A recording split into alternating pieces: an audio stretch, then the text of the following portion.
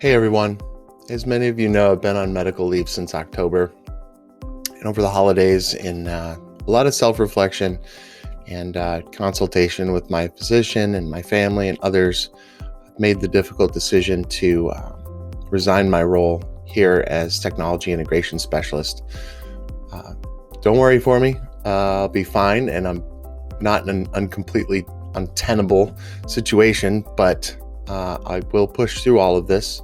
And if there's one thing I continue to have, it's optimism about my path and optimism for the world, despite my personal and our collective challenges. It's hard to believe that it's been almost a full 2 decades since starting my career here, and 10 of those years spent as a 7th and 8th grade ELA and technology teacher at Central Middle School. In the last 8 years as tech integration specialist. It's really sort of hard to quantify 18 years in a single post, and I won't really try. But that said, I want to explain my decision to leave the district and just share some parting thoughts about what I've experienced over the years. But first and foremost, I'd really just like to thank all of you who I've worked with and partnered with and learned from, honestly, and succeeded with in our ventures together, and we've had a lot. There's been a lot of successes, and it's why this is so hard, I think.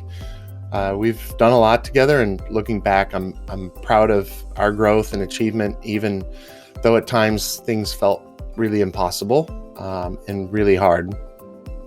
It's also nearly impossible to reach out to all of you who I've worked with over the years, because this district is massive, and what I will always remember is that so many of you have welcomed me into your classrooms and offices to support you and partner with you and seek advice with you and vent to at times. And above all else, I'm really grateful that so many of you have helped shape my life as a professional. And prior to working at Plymouth Canton, I was on a different path in sales and retail in the music industry, and almost no line of work before that has lasted as long as this one. That, in my mind, is really a testament to the quality of people here in the district, because we all know that relationships are important. Really, they're everything, and so many of those relationships I've valued greatly all these years. There are a great many challenges, and we're often sort of painfully aware of, and I am in constant awe about how many of you continue to roll up your sleeves and educate on, even in the middle of a pandemic. You completely relearned how to do your job, because everyone knows that teaching is just different behind a screen. Even the fact that I'm here in front of this video camera doing this message rather than seeing people in person is clear that things are different now. But you did relearn how to do your jobs, and almost no other profession had to do that. And sure, there were some really, really challenging adjustments to make. I was with many of you firsthand at the outset of all of this, and other professions that for the most part were able to carry on as business as usual, but our clientele obviously require a different approach, and that is no secret to you. There is a level of passion to work that very few other professions can muster. And in order to be great educators and education staff, that passion has to be central. I see that passion all over the district. It's the way you support each other. It's the way you talk to kids. It's the way you wrap your heads around some of the most complex decisions and tasks on an hourly basis to support your students and colleagues and the community. And there are countless examples of amazing work going on daily in Zoom meetings and now buildings again. 8 years ago, I left the classroom to pursue this line of work as tech integration specialist. And, it was at the advent of Google, Google Apps, Chromebooks, iPads, all of those exciting technologies that came into our classroom. And little did we know that this was going to be such a necessity to move forward with our work. I was one of the first teachers in the district to have a Chromebook classroom where every student had a device. And not too long after that, and especially now, every student has some kind of device. Looking back, I've seen amazing transformations, both in students and in those early days, pedagogy around teaching and learning.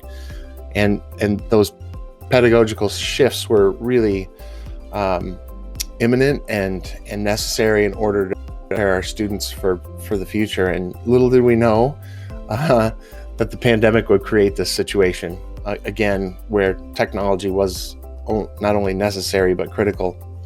And so, many who've been here for some time also know that outside of advocating for strong pedagogy, I've advocated for other things that research demonstrates will help our students as it relates to technology in the classroom, and of course, good teaching, but also how can we support each other in the work. And, from our early teacher cohorts piloting these devices in classrooms to the Tech Coach and Innovation Leaders program that I worked with so many of you on, and the hundreds of PD sessions and training throughout the years, I really found that my ultimate goal was so that you found value in my work and how it supported you and the community. And I hope that I've at least achieved some of that and influenced some positive thinking. And my hope is that my role here in the time that we've had together was helpful. I know that over the years we've been sort of inundated with lots of buzzwords in education, and specifically in the ed tech world. And, we can find so much to be desired in how we implement things. It's never perfect, but it's always in the best spirit of doing what's right. And often budget is what affects all of us most at the end of the day. And often those choices, because of those budget constraints, are imperfect. But I do believe that sometimes we'll fail and sometimes we'll succeed, but we all know that failure will happen. And I just want to remind us and remind even myself that failure is okay. And we can't be afraid to fail, because we all know that it's the first step in learning. We learn a lot from failing sometimes, and I've certainly had my failures over the years. At the end of the day, I just know that we are a learning community, and we have to continue to create and support a culture where not only is learning expected, but failure is expected. And that's okay for us, and that's okay for our kids. Of course, we can plan with the best intensity and intentions, but it will happen and things will go wrong. But I just want to say that, we've really learned how we can come back at these challenges with fresh eyes, and we continue to learn and push to think our way through the complexity. That's the great value that so many brilliant people in this district have the ability to do. And as I'm thinking about leaving after so long, I kind of put together just a few parting thoughts as I look back on 2 decades, which again is really hard to do. But we have come a long way, and I think we all know by now that technology is a disruptor. Sometimes it is disruptive, as we all know, when dealing with young people, but technology has always been a disruptor. And if you think about it, the pencil is still one of the most important and disruptive technologies of all time. Please continue to use them. Despite the wonder of what we can do with all of these digital tools, the invention of the pencil, just like a computer or a phone Actually, the pencil was controversial at one time too. And, the pencil appeared, and many teachers gave their opinion about the pencil at the time. They actually blamed the eraser because it increased carelessness among students. And, as students were doing their work, teachers were saying, well, they're putting less thought behind it because they can just go back and erase it. That reminded me a lot of Google Docs and the internet, and me being able to record this video, because if I mess up somewhere, I can always go back or re-record it or edit it out. But it's the same kind of thing that's happening with a very different technology. And no doubt,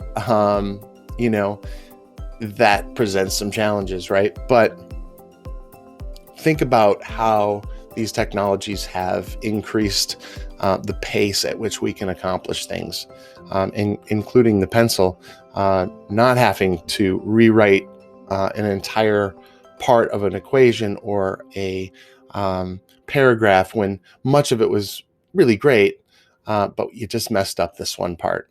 And we no doubt are relieved to have some of these, but what the eraser did was it sort of released us from the agitation of committing mistakes and errors, knowing that we had another chance to make something right in a way that was less stressful. But just keep that in mind.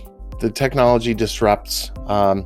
If you want to have a little fun, you can also Google the kaleidoscope, and how at one time the kaleidoscope was considered to be a problem in young people, and the way they use the kaleidoscope. Or the bicycle certainly had its day where it was seen as a disruptor.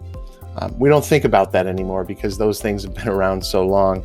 I think we'll get that way eventually with the technologies that we have in front of us. But, at the end of the day, I think that the pencil is actually mightier than the pen. And another thought that I have is thinking about, as teachers, just continuing to be the guide on the side and not the sage on the stage. And I know many of you get this, if not all of you, but, we're just still not there yet. And, having had the opportunity to observe and support many teachers over the years, I do still see practices that could be refined. And, certainly while lecture has its place, making lectures interactive in ways that allow students to really interact with each other and material are super important. And this can be without a device, although many of you know that I love things like Nearpod. But, you can do both. You can mix it up. You can use the pencil and the computer, and both tools are really important in the mix. And there's lots of ways we can learn how to be a better lecturer. For me, that never really was something that I felt great about, and I used it very sparingly, particularly at the end of my classroom career when I've had learned so many other strategies and techniques around the classroom to have students have more voice in the classroom and direct their learning in ways that I couldn't help them with unless I got out of the way. And,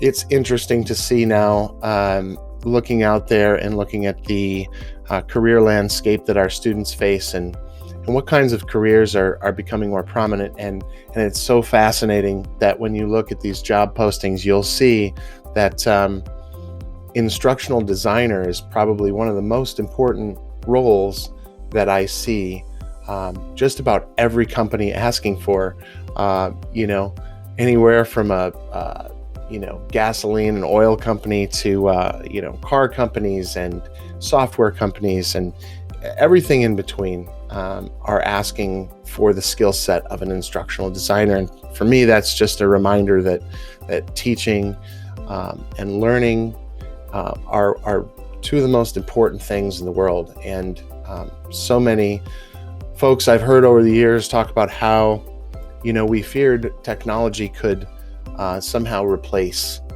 teachers. And it's become really clear to me, particularly over the past year, that teachers are more important than ever. And they're recognizing that in many, many industries all over the world.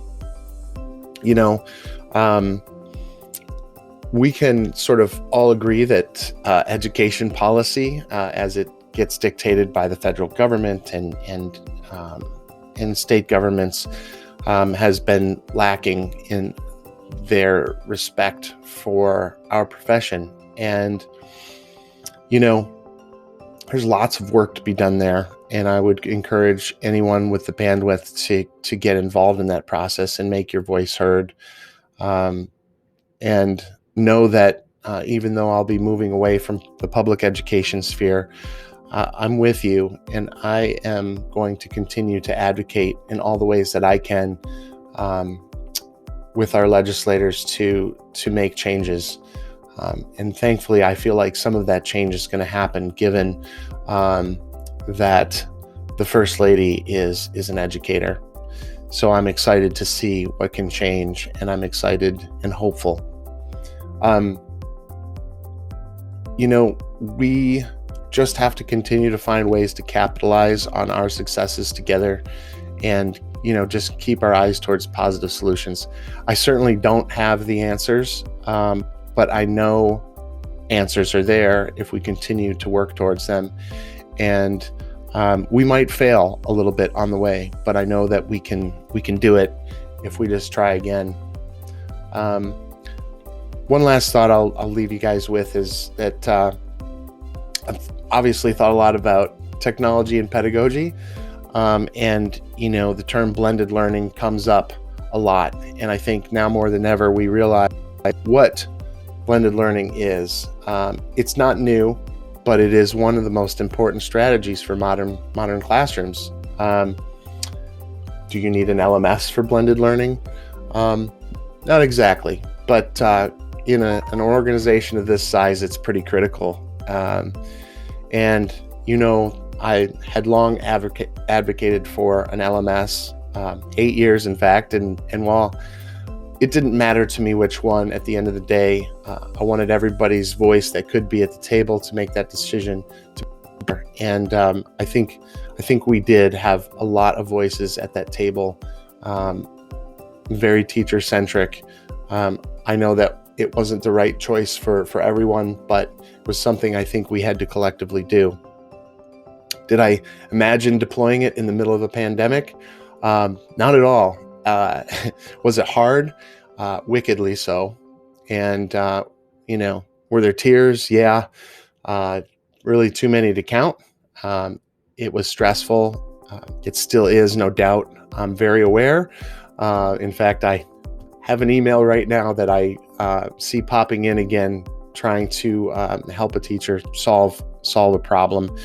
And that's the thing. Technology is going to fail too. But, it felt like we were taking a big risk to put,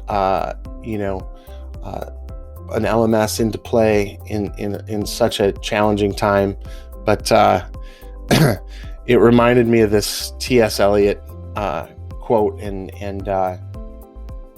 it says, only those that risk going too far can possibly find out how far one can go. And taking on that new LMS would have been hard or what, but I really encourage you to use it as a tool for blended learning, even when you're back in your classrooms. And pre-recording your directions, your mini lessons, and even your lectures will not only save you time in the long run, but continue to offer students another way to access material. And that we all learn differently. So providing students who are even quarantined or sick or otherwise just need to watch it again. It gives them a path to learning. I was one of those students. When I think back about myself as a math student, was not a strong math student, and my teachers didn't really have the technologies at the time to do what we can do now. But I often imagine being able to go back and watch my teacher's direct lesson again, or having the opportunity to collaborate with fellow students on math problems. But instead we were still sort of stuck in rows and really had to work through things ourselves. And, that was a challenge for me. And that challenge stuck with me all the way through college, because as you know, math gets way more advanced once you get to college. But I encourage you to continue to employ blended learning strategies and think about universal design for learning. I think those are really two of the most important things in education. If we're going to talk about buzzwords, I don't think they're just buzzwords. I think they're critical.